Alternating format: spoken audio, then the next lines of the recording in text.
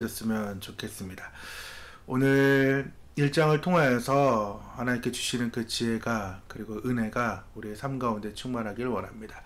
오늘의 단어는 계셨다, 오셨다, 그리고 나타내셨다 입니다. 요한복음 1장을 이렇게 준비하면서 좀 많은 어려움들이 있었습니다. 그래서 어떻게 하면 좀 쉽게 설명할 수 있을까라는 생각을 하게 되었는데, 그래서 이제 개요를 좀 함께 보면서 좀 더 쉽게 말씀을 좀 이해하시고 접했으면 좋겠습니다. 우리 같이 좀 보고 읽도록 하겠습니다. 태초에 말씀, 즉 로고스가 계셨습니다. 그래서 그 말씀은 하나님과 함께 계셨고 곧 하나님이셨다. 모든 것은 그로 말미암아 창조되었고 생명과 빛이 되었다.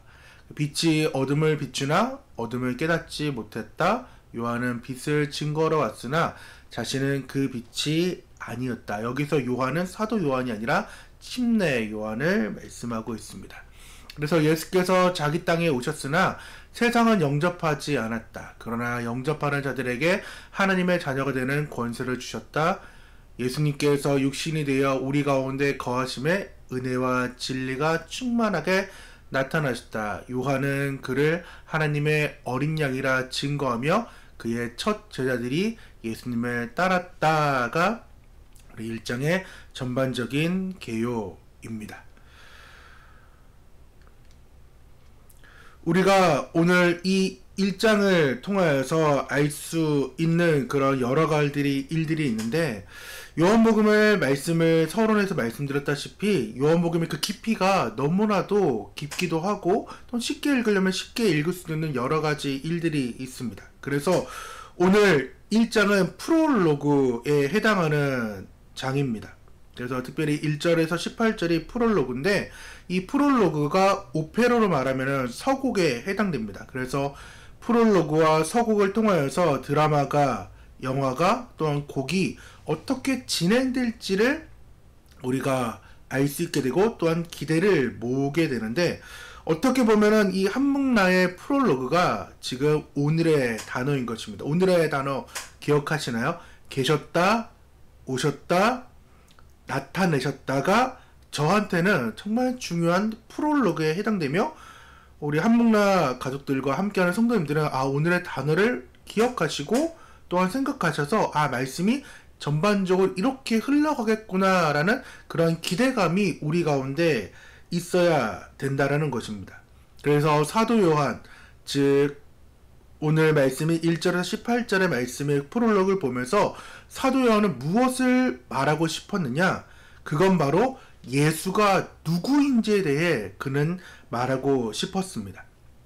그 당시는 헬라 철학이 정말 지배하는 세상이었습니다. 그래서 독자들이 헬라의 그 철학에 아주 무장된 사람들에게 예수가 어떠한 분인지를 설명하기 위하여서 그는 헬라의 철학들을 빌려온 것입니다. 그래서 아까 개요에도 말했지만 그 로고스의 상황들도 헬라의 철학을 기반으로 하고 있으며, 아까 빛과 어둠이라는 내용을 통하여서도 사도 요한은 이분법적인 그 내용들을 계속해서 사용하면서 지금 예수님이 어떠한 분인지를 지금 말씀하고 있다라는 것입니다. 그렇기 때문에 오늘 1장을 통하여서 발견할 수 있는 그 예수는, 첫 번째가 예수는 말씀으로 계셨다라는 것입니다. 무엇으로 계셨다고요? 말씀으로 계셨다라는 것입니다. 우리 말씀을 보면은 요한복음 1장 1절과 창세기 1장 1절입니다. 우리 같이 읽어볼까요? 태초에 말씀이 계시니라. 이 말씀이 하나님과 함께 계셨으니 이 말씀은 곧 하나님이시니라 라고 말씀을 하고 있고, 창세기에도 동일한 태초가 나옵니다. 우리 같이 읽어보도록 하겠습니다. 태초에 하나님이 천지를 창조하시니라. 아멘. 같은 지금 태초입니다. 요한복음 말하는 그 태초와 또한 창세기에서 말하는 그 태초가 있는데, 둘 중에 이 태초가 어떠한 차이가 있는지 아실지 모르겠습니다. 같은 태초의 글씨지만은 의미적으로는 너무나도 큰 차이가 있습니다. 파란색인 창세기의 그 태초는 물리적인 상태의 이제 시작의 태초를 말하지만은 요한복음에 말씀하고 있는 이 빨간색의 태초는 물리적 시간의 이전의 상황의 태초를 말씀하고 있다라는 것입니다. 이것을 조금 쉽게 설명드리면은 BC와 AD로 보시면 돼요.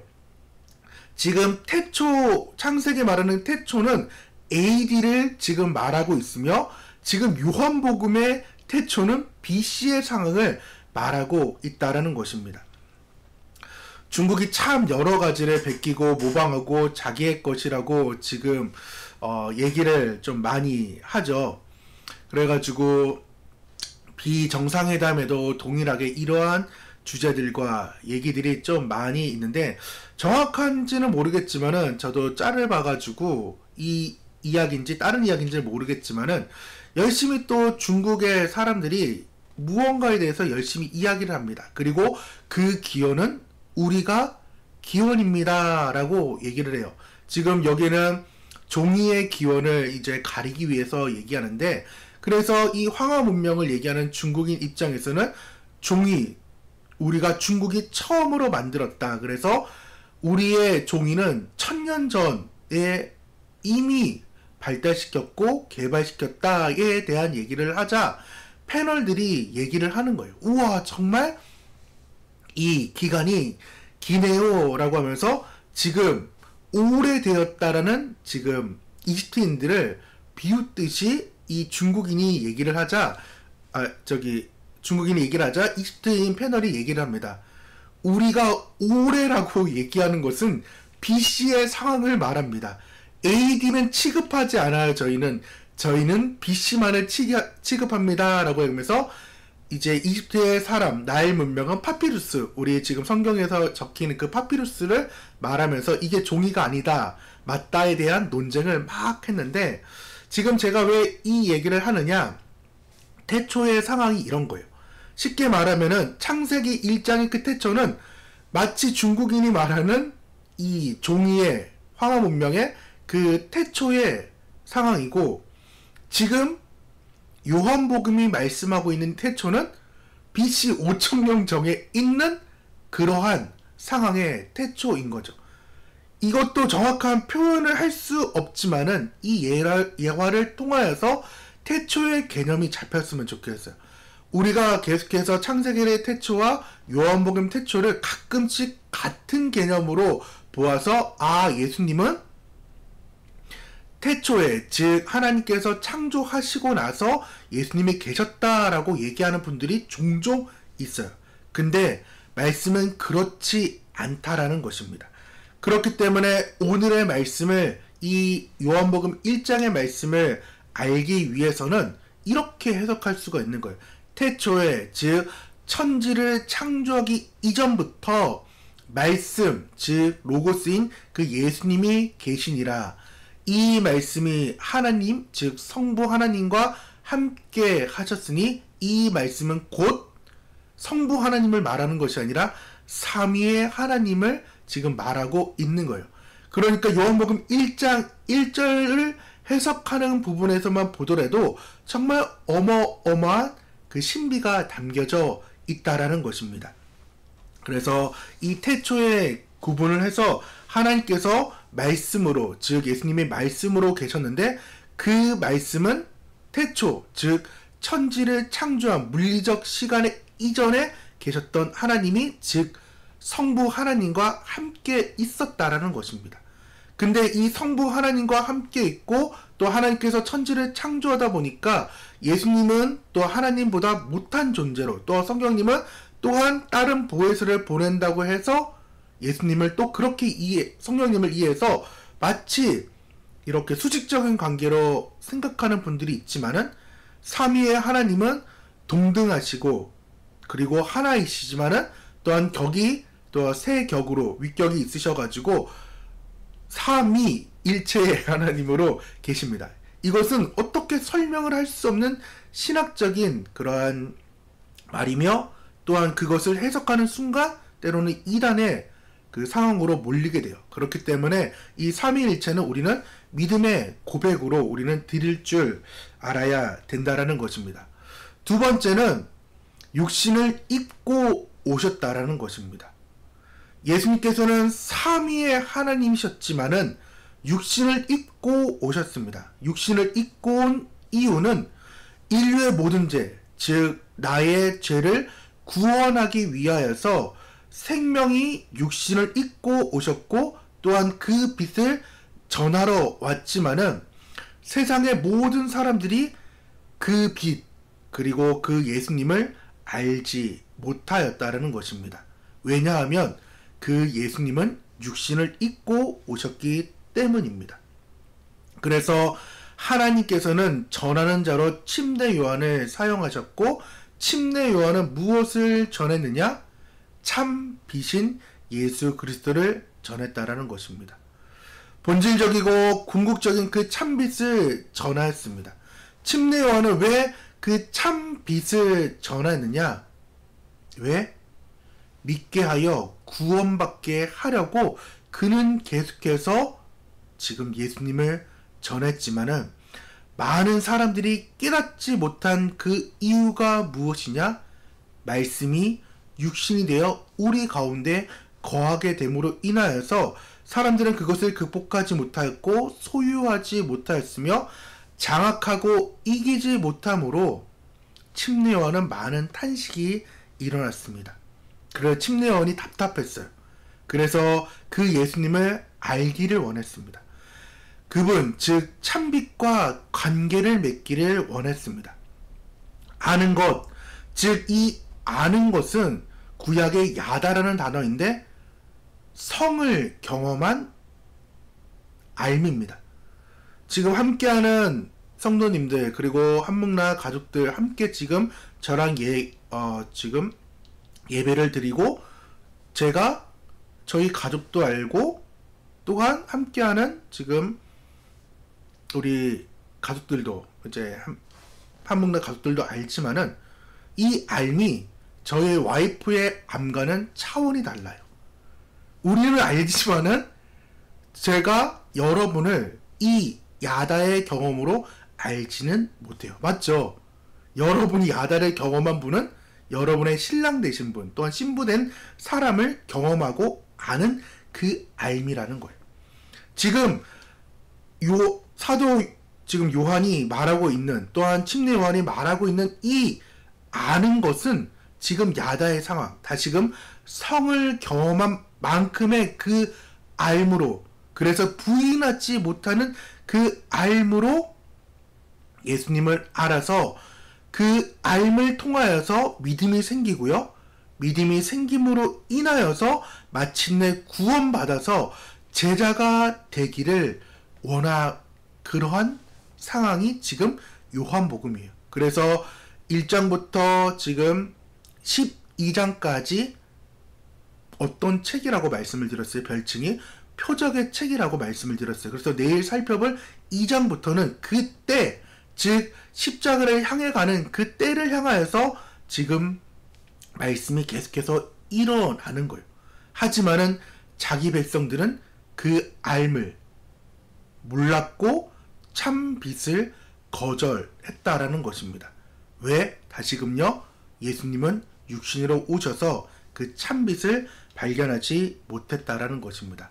마지막 세 번째는 예수는 하나님께서 나타냈다라는 것입니다. 그냥 예수님이 임의로 지금 육신으로 온 것이 아니라 하나님께서 지금 예수님을 나타내 보여주신 것입니다.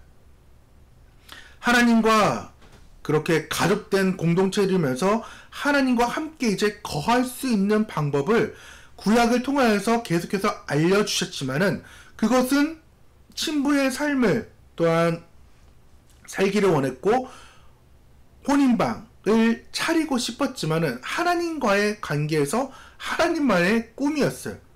사람들이 그렇게 신부로서의 삶을 살기를 원했지만은 그러지 못했지만은 하나님께서는 그것이 답답하여서 마침내 그 죄를 해결하기 위해서 육신을 입고 오셨고 진짜 이 땅에서 신혼의 삶을 살기를 원했다라는 것입니다.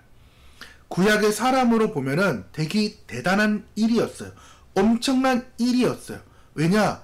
율법에 강한 그 모세도 하나님의 얼굴을 보지 못하고 등을 보았고 그 영광을 알지 못하였지만은 이제 우리는 눈으로 본 것뿐만 아니라 귀로 듣고 손으로 만지게 되는 그러한 경험으로 통하여서 하나님을 알게 되는 그 야다의 상황으로 하나님께서 만들어 주었다라는 것입니다. 이것이 은혜 위에 은혜인 거예요. 무슨 말이냐? 율법도 은혜였어요. 하나님을 알려주는 그 율법도 은혜였다고요. 그 율법이 없었다면 하나님을 알지를 못했어요. 구약이 없다면 하나님을 알 수가 없다고요. 이것이 은혜예요. 그렇죠? 하나님을 아는 것이 중요하잖아요. 아는 삶이 중요하잖아요. 호세아 선지자도 계속 얘기하는 것이 그 알에 대해서 계속해서 말씀을 하고 있어요. 그 알이 정말 중요한데 그 알을 가르쳐 주는데 그 알이 무엇이라고요? 구약은 율법이라고요. 근데 그 율법을 뛰어넘는 그 은혜가 무엇이냐? 말씀으로 계신, 즉 창세 이전부터 계셨던 그 말씀인 예수님이 하나님께서 육신을 입고 오셨고 그 오심으로 인하여서 하나님이 직접 나타내 보이신 그 상황이 뭐라고요? 은혜라고요. 그래서 율법 위에 그 은혜를 세워주심으로 인하여서 하나님께서는 예수님을 통하여서 그 은혜를 맛보라고 말씀을 하고 있습니다. 그래서 예수님께서 자신을 본 자는 하나님을 보았다라고 말씀을 하고 있어요. 왜? 한 분이시지만은 새 위격으로 계신 그 하나님이 다시금요 말씀으로 계셨고 그 말씀이 육신으로 입고 오셨고 그 입고 옴으로 인하여서 하나님이 하늘에 계신 것이 아니라 이 땅 가운데 이제 예수님께 나중에는 그 보혜사 성령으로 우리의 마음속까지 계시기 때문에 우리 또한 신약의 백성으로 성령 받은 우리는 지금 빌립과 같은 상황으로 나아갈 수가 있는 거죠. 14장 9절인데 예수께서 이르시되 빌립아 내가 이렇게 오래 너희와 함께 있으되 내가 나를 알지 못하느냐? 나를 본 자는 아버지를 보았거늘 어찌하여 아버지를 보이야 하느냐라고 말하는 그 이유인 거예요. 예수님의 제자들은 예수님과 함께 거함으로 인하여서 함께 움직이고 생활함으로 인하여서 하나님을 경험되길 지금 예수님은 원했기 때문에 나를 경험한 나를 그리고 안 그 사람은 비로소 하나님을 알 수 있게 된다라는 것입니다. 조금 어려운 오늘의 말씀이었지만은 다시금 말씀을 정리를 이제 해보도록 하겠습니다. 태초부터 계신 태초가 언제라고요?